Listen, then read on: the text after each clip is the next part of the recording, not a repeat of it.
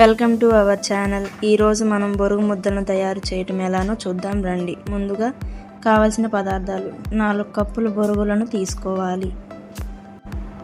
4 కప్పుల బొరుగులకు 1 కప్పు బెల్లం తీసుకోవాలి.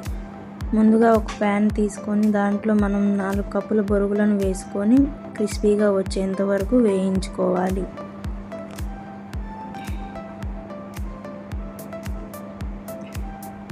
వేయించుకున్న తర్వాత ప్యాన్లో 1 కప్పు బెల్లాన్ని వేసుకొని అరకప్పు నీళ్ళను పోసుకొని బెల్లాన్ని కరిగేంత వరకు కరిగించుకోవాలి.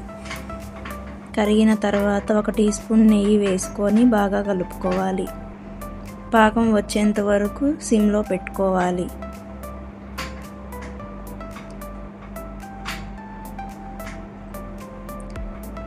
ఇలా ఉండపాకం వచ్చేంత వరకు కలుపుకోవాలండి.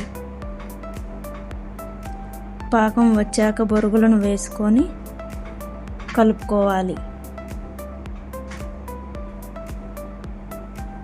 బాగా కలిసేంత వరకు కలుపుకోవాలి.